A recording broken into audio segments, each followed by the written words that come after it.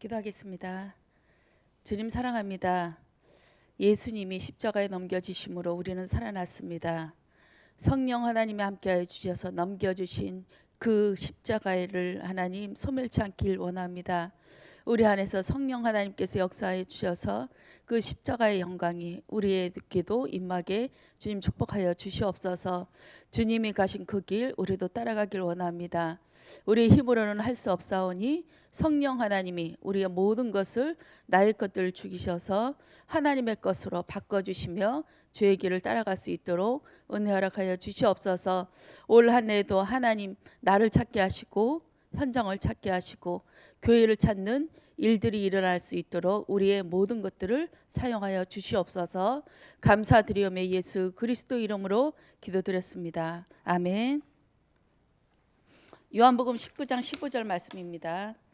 나에게 넘겨주신 것으로 같이 일주일 동안 은혜 받았는데요. 합독하시겠습니다. 그들이 소리 지르되 없이 하소서 없이 하소서 그를 십자가에 못 박게 하소서. 빌라도가 이르되 내가 너희 왕을 십자가에 못 박으랴.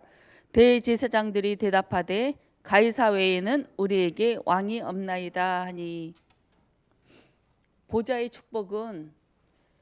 축복이 임할 때는 내가 통치하겠다 이 말씀이시고, 보좌에 앉는 그 순간은 뭔가가 일이 일어난다는 그 뜻입니다. 영적인 일들이 일어나니까 하나님이신 예수님이신 그 분이 보좌에 하나님 보좌 우편에 앉으셔서 통치하시며 지휘하시고 근사령관으로 우리를 돕겠다는 그 말씀이라고 저는 봤습니다. 하나님의 축복이 임할 때에 사단이 가만 놔둘까요?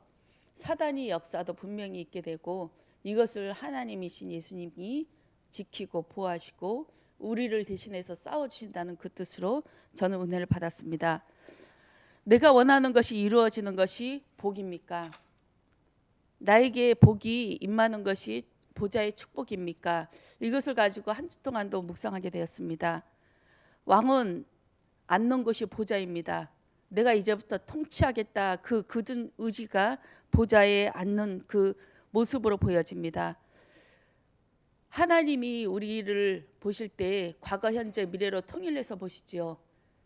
우리의 미래를 완전히 결론을 짓는 상태에서 그 싸우는 싸움이니까 이거는 하나님과 싸움이 아니라 이 과정 속에 우리를 깨닫게 해주시는 그 과정이, 연단의 과정이 뭔가가 있다는 그 말씀으로 저는 알았습니다. 그냥 싸움도 싸움이 아닙니다. 예수님을 십자가에 넘겨줄 때에 사단이 승리했다 하지만 참 어리석은 일이에요. 그 일로 인해서 어마어마한 일들이 벌어지는데 자기는 이기는 줄 알고 예수님을 십자가에 못 박으려고 그 유대인들을 동원해서 바리새인들을 동원해서 결국은 자기 목적을 성취했다고 하지만 이것이 인생 일대의 마귀의 인생 일대의 최대의 실수라고 저는 보아졌습니다. 하나님의 뜻은 막을 수가 없습니다. 사단도 이용하고 또 우리의 모든 것도 사용하시는 줄 믿습니다. 나의 실수도 사용하시고 이 실수도 하나님이 역발상해서 하나님의 뜻으로 이루어지는 그 일들을 하게 되게 하는 것이 하나님의 통치인 줄 믿습니다. 유대인들의 얘기는 저런 왕은 우리에게 필요 없다 이렇게 얘기하는 것입니다. 저런 왕, 내가 원하는 우리 이스라엘이 원하는 민족을 위해서 그 원하는 그 그리스도가 와야 되는데 저렇게 볼품없이 그냥 끌려가는 대로 때리면 그냥 맞는 그 모습으로 비참하게 쓰러지는 모습으로, 그리고 예수님은 십자가만 얘기했는데 그 십자가의 삶 그거 싫다 이거죠. 나는 그런 거 말고 나는 세계복음만 해야 돼. 나는 모든 사람들이 보는 가운데 높은 자리에 올라서서 저 사람은 진짜 그리스도인 맞다. 이것이 내가 원하는 그 세계복음만이고 하나님이 원하시는 걸로 우리는 생각해 왔습니다. 저도 이 복음을 받고 나서는 예수가 그리스도의 충격을 받았고 또 목사님을 만난 다음부터는 이 말에 충격을 받았어요. 십자가에 죽는 것이 하나님의 일이다. 이 말에 엄청 그때는 성질 나더라고요. 아니 세계복음만 해야 되는데 세계복음만 하려면 내가 잘 살아야지. 이 양식장도 세계 최고로 만들고 좋은 사람들 또 우리 신랑이 높은 자리에 올라가서 야, 하나님 믿는 사람은 쩔어야 돼. 이런 모습으로 되어지길 원했는데 그 말씀하시고 또 무슨 말씀하셨냐면 선지자들이 다 비참하게 죽었다. 봐라, 성경을 봐라. 성경이 맞냐 아니면 우리 생각이 맞냐. 이 말씀을 하시면서 그때 충격을 받았어요. 아니 그럼 나도 저런 삶을 살아야 돼? 엄청 짜증나더라고요. 그게 한 8년 9년 전이니까 엄청 많이 성장했죠. 저는 저를 보고 놀랍니다. 아니 저런 생각을 해? 감히 생각지도 못한 일들.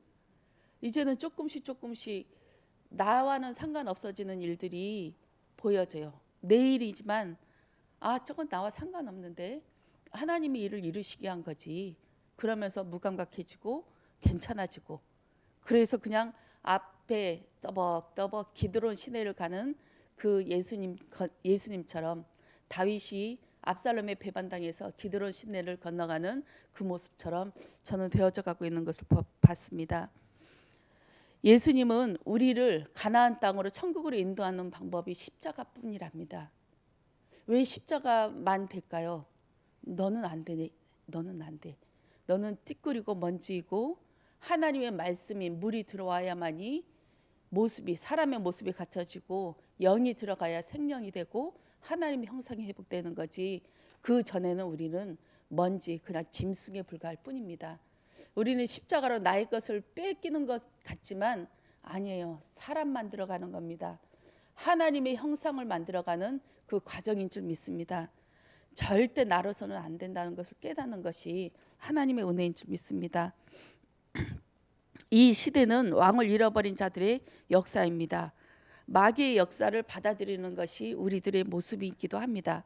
이사야서 14장 12절에서 15절 말씀에 너 아침의 아들 계명성이여 어찌 그리 하늘에서 떨어졌으며 너 열국을 덮은 자여 어찌 그리 땅에 찍혔는고 네가 네 마음에 이르기를 내가 하늘에 올라 하나님의 뭇별 위에 내 자리를 높이리라. 내가 북극 지폐의 산 위에 앉으리라. 가장 높은 구름에 올라가 지극히 높은 이와 같아지리라 하는도다. 그러나 이제 내가 수월 곧 구덩이 맨 밑에 떨어짐을 당하리로다. 또 계시록 12장 3절 4절에 보면 하늘에 또 다른 이적이 보이니 보라 한 큰 붉은 용이 있어 머리가 7이요 뿔이 10이라. 그 여러 머리에 7왕관이 있는데 사단은 진정한 왕의 모습으로 아름다운 모습으로 가정해서 우리를 속입니다. 이것이 맞는 줄 알고 예수 믿는 사람들까지 눈을 확 덮여버려요. 그래서 이 따라 막 가다 보면은 어느새 하나님께서 딱 멈추시게 하는 그때에는 뒤돌아보면 정말 내가 이게 뭐가 쉬었나 할 정도로 그렇게 한탄이스러운 일들이 많았습니다. 하나님께서 멈추시게 하고 브레이크 걸게 하는 것이 하나님의 은혜인 줄 믿습니다. 하나님의 자녀는 절대 우리를 계속 가게끔 눈 가리고 계속 가게끔 놔두시지 않은 것 같아요. 꼭 하나님은 멈추게 하시고 멈추는 일들이 꼭 벌어지게 하십니다. 사사기 21장 25절에 그때에 이스라엘에 왕이 없으므로 사람이 각기 자기의 소견에 옳은 대로 행하였더라. 내가 하나님이 되어서 내가 왕의 자리에 서서 이것이 맞다 틀리다 저게 복음이다 아니다 저 말씀이 맞냐 안 맞냐 이렇게 우리가 판단되어지죠. 항상 이것을 죽이는데 잘 안 돼요. 그냥 말씀 그대로 받아들여야 되는데 맞다 틀리다 저건 아닌 것 같은데 긴 것 같은데 이것이 습관처럼 나와 보이는 게 또 저희 모습인 것 같아요. 이것을 죽이는 것이 또한 하나님의 은혜고 하나님이 이것을 보게 해달라고 그렇게 계속 기도하면서 말씀을 받고 있습니다.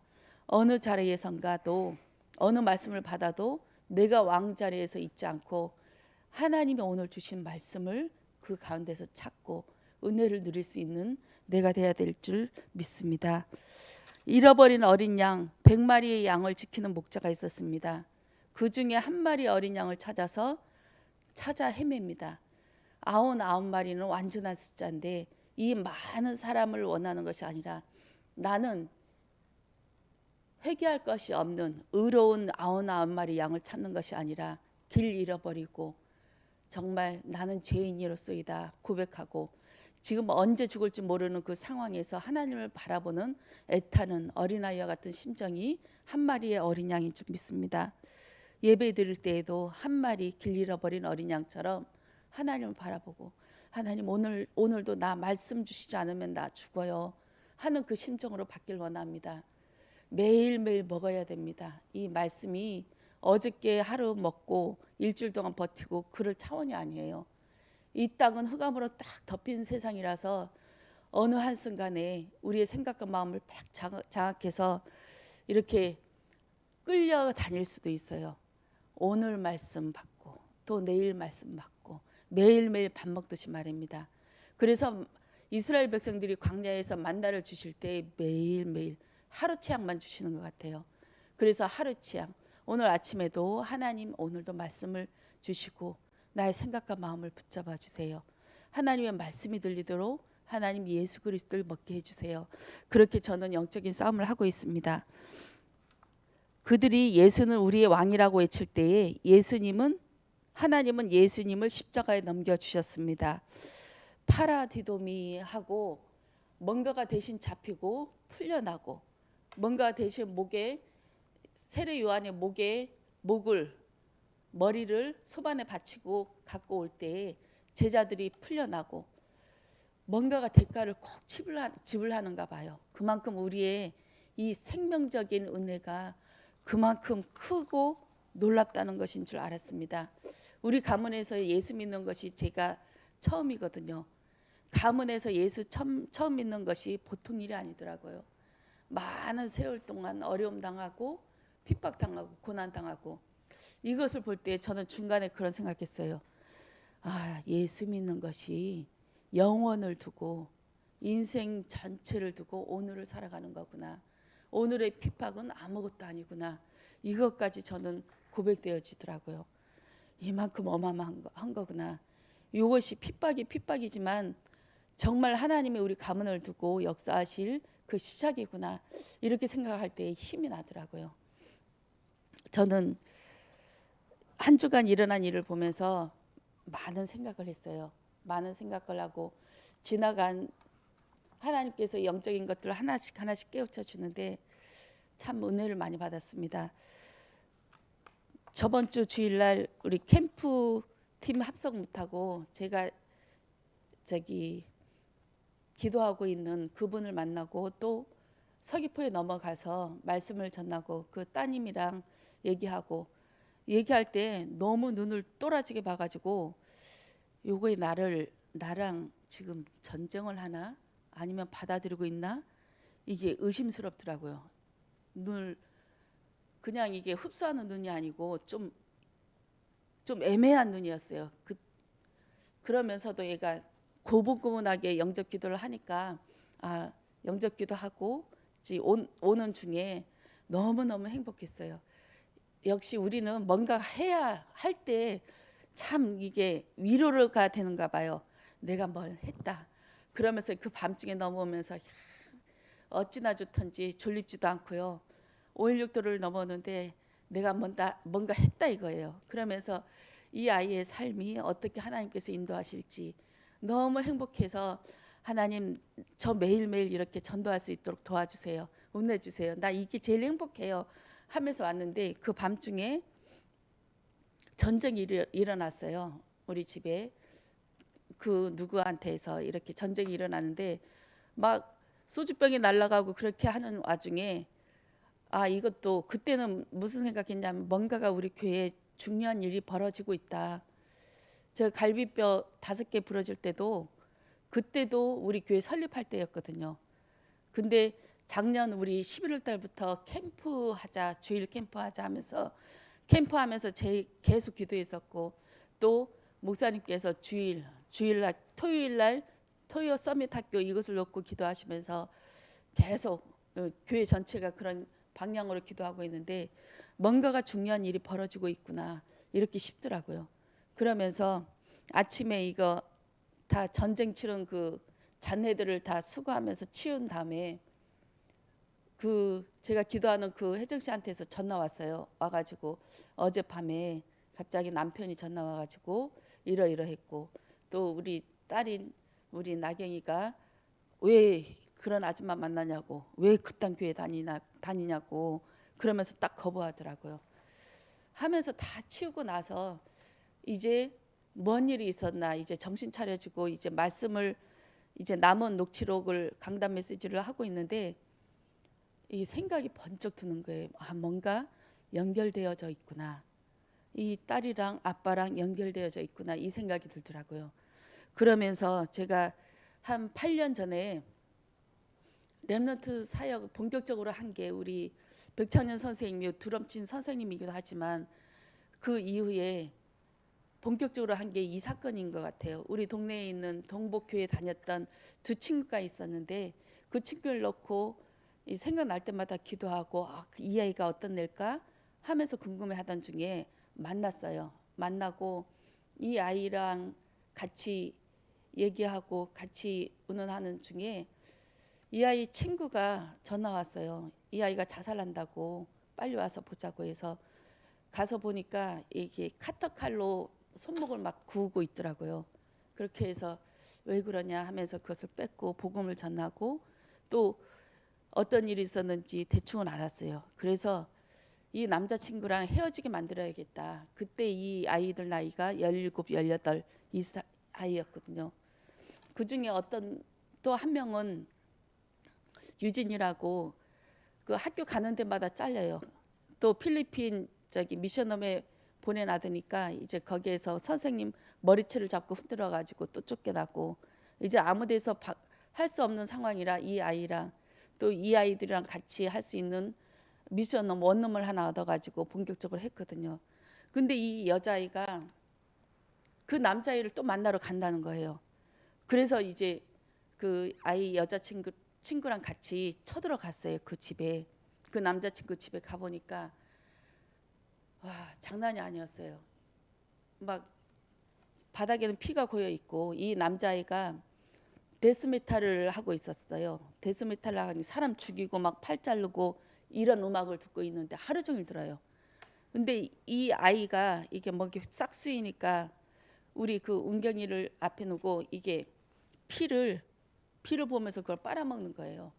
그러면서 이 아이가 거의 기절하다시피 하는 상태에서 잡아왔거든요. 잡아와서 이제 엄마한테 사정을 얘기하고 이 아이는 절대 밖에도 못 나가게 하고 이 아이를 만나러 가지 못하게 막아야 된다. 그거 보호해야 된다.